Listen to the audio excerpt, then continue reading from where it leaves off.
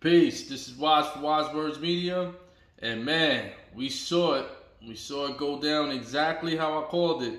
If you go back to the pre-fight video, I did say that this is going to be a dangerous fight, tough fight for Tank, especially with Rolly's height, his size, and if Rolly were to at least use the jab and keep that stick out, like I was saying, that's gonna cause trouble for Tank, and it did. This was the first time you've seen Rolly actually try to box using his jab more than just trying to look for the power punch, stalking you with his chin out. He was actually keeping the stick out, creating some range, some distance between him and Tank. But at the end of the day, Tank just he's a master in that ring. He knows angles, and although he was having a hard time, what I didn't like though from Tank tonight was he wasn't really moving his head much. It wasn't much head movement. Wasn't to try to get inside, cut the distance more. But he had a game plan. He knew Rolly is known for coming in, lunging with his chin out, and he knew that he was gonna walk into something. And just like I stated in my pre-fight video, it was gonna happen within like the 5th, 6th round, and that's exactly when it happened. Happened in the 6th round.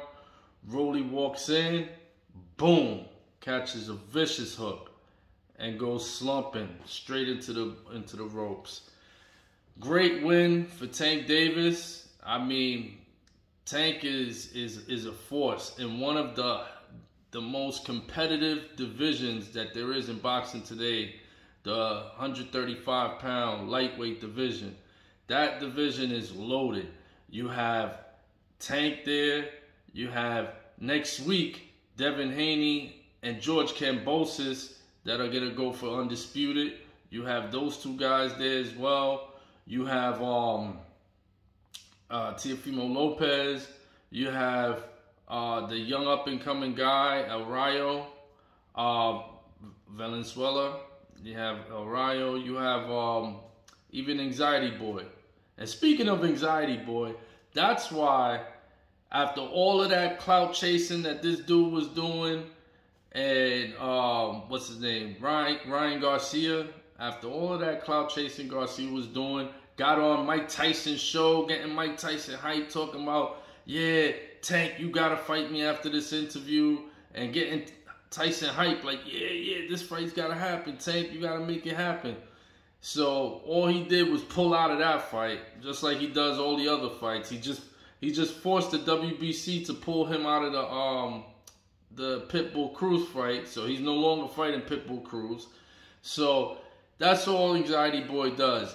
And if he would have fought Tank, what you saw happen to Rolly, that would have been Ryan Garcia slumped on them ropes.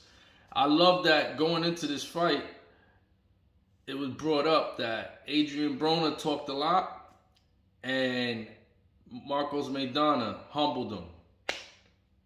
And if you look at the fight between Maidana and Broner, the same exact way that Broner got slumped on the ropes is the same way Rolly went down tonight, man. Yo, this is a boxing. You don't play boxing. Boxing is a classy sport. It's the sweet science. You go in there, you handle your business as men. You respect your fellow fighter.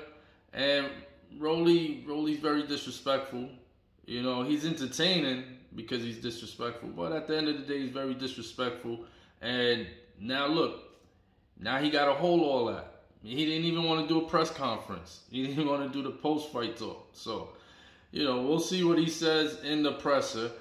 And yeah, we'll see whatever excuses he come up with. But yeah, this is going to set up a major fight down the road sometime this year, possibly between Tank and the winner of next week's fight with Kambosos and Devin Haney.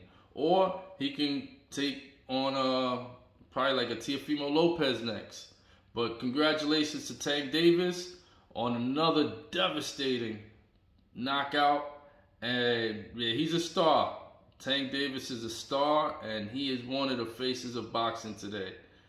So on that note, peace.